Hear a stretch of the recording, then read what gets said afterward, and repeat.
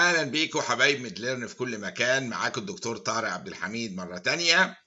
الحقيقه هنا بنلم السؤال الاخراني مع بعضينا في الكونتينيوم ميديكال اديوكيشن، وقلنا فيه ان واحده عندها 24 سنه جت بقالها يومين 2 days history of fever، ومعاها severe right ankle pain زي الشكل ده كده، وسويلنج زي اللي في الصوره، ومعاها سكين راش.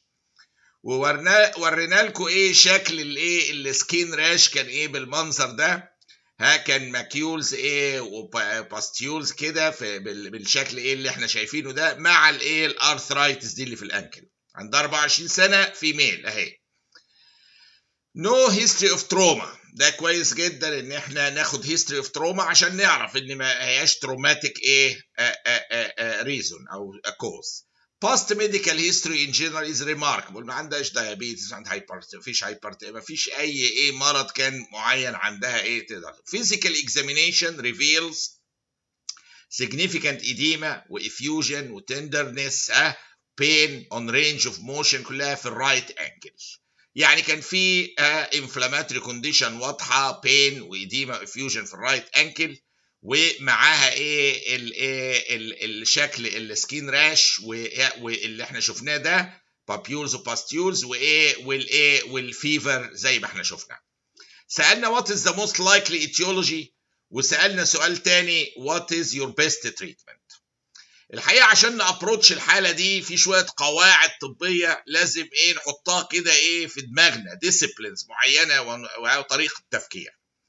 ان a young sexually active patient في سن ال 24 ده ممكن يكون فيها علاقات معينة without prior history of arthritis. ما هياش عندها مثلا روماتويد قبل كده، ما عندهاش حاجة في سن صغير، ما فيش اي history of arthritis بأي نوع. the most likely bacterial cause في اللحظة دي بيبقى جونوكوكاي، يعني جونوكوكال arthritis. فأي واحدة في السن اللي هو سيكشوالي اكتيف ممكن علاقات، سواء بقى دي مش بنناقش بقى في نوع العلاقات، ولكن الفكرة العامة ان في يونج ايج مفيش هيستوري اوف ارثرايتس، الموست لايكلي كوز غالبا بيبقى بكتيريال جونوكوكال ارثرايتس. وجود فيفر وشيلز وراش. هنا كان في عندها فيفر وراش، الماكيولز والبابيولز والباستيولز اللي شفناها، فاكرين الصورة؟ are signs of disseminated gonococcal infection. وجود الراش ده يديني فكرة ان في دي جونوكوكال، وكمان هو يديني فكرة الديسيمينيشن.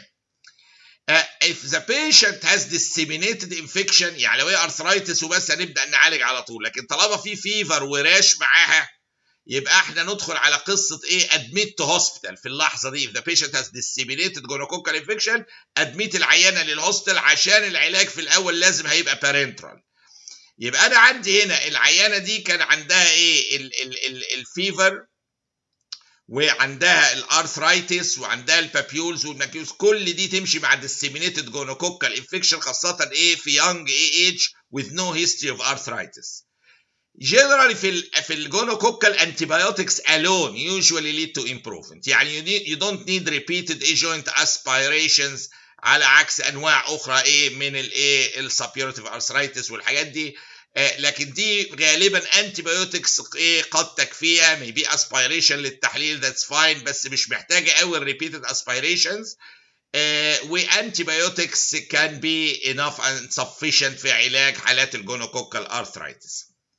يبقى انا هنا عندي الحاله دي تمشي اكتر انها زي ما شفنا في يونج فيميل 24 سنه ومفيش هيستوري اوف ارثرايتس، في فيفر وراش سكين راش، كل ده نمشي في اتجاه الجونوكوكال ارثرايتس.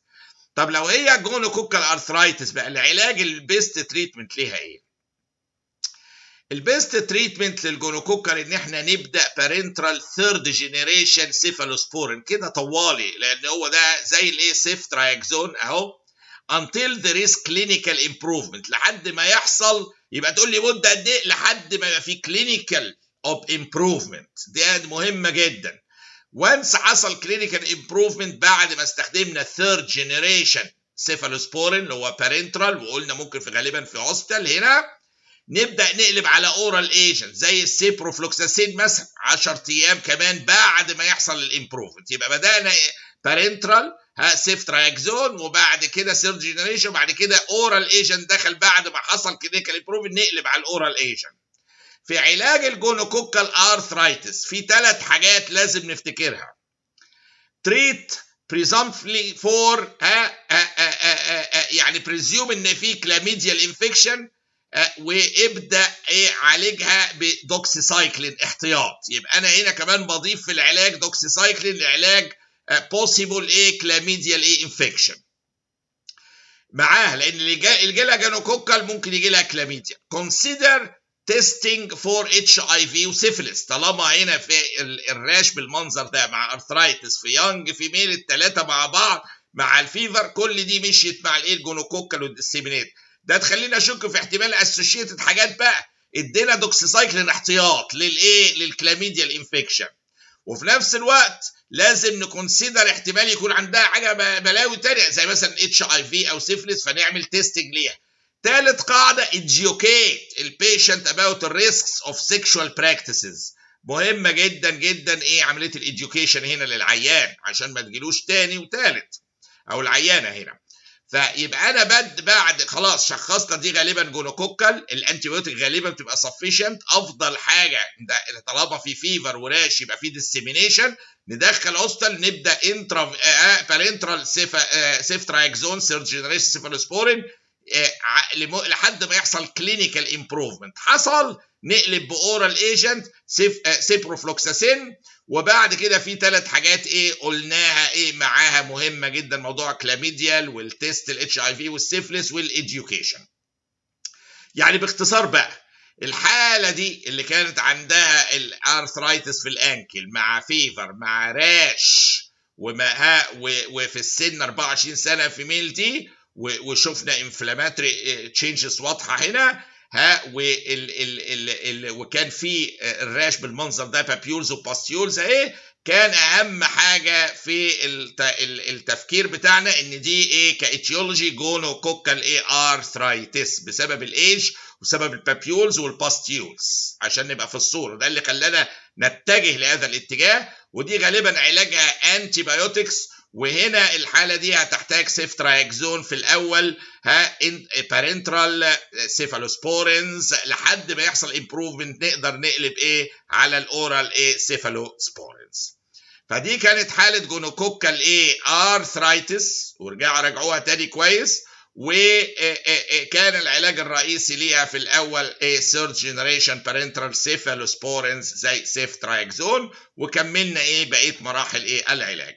ولا ننسى هنا شيء في غايه الاهميه، ان جميع CME وجميع توبكس الميديسن بتاعتنا عشان بس نبقى واضحين موجوده حاليا مجاني معظمها، من ECG لاكس راي لديفرنشال دايجنوزس لبيت سايد دايجنوزس لثيرابيوتكس لكل ما تتخيلوا، كما اسميه انا كل ما لذ وطاب في عالم الميديسن والإديوكيشن موجوده مجاني عندكم دلوقتي. يا ريت تقولوا لزمايلكم وسريعا.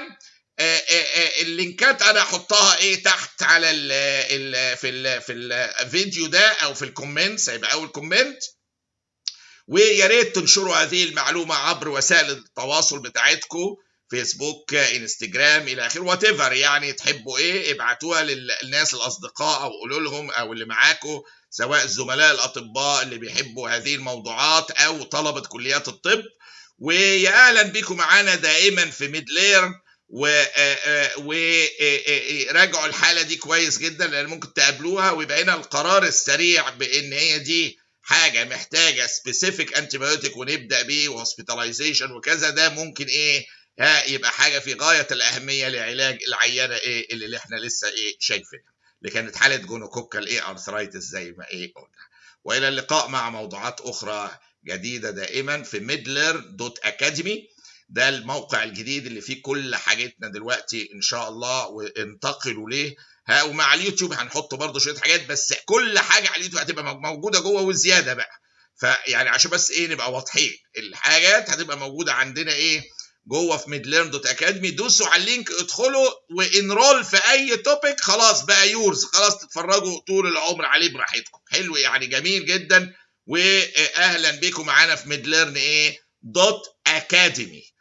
اللينك موجوده عندكم. الى اللقاء مع موضوعات اخرى جديده باذن الله. شكرا جزيلا.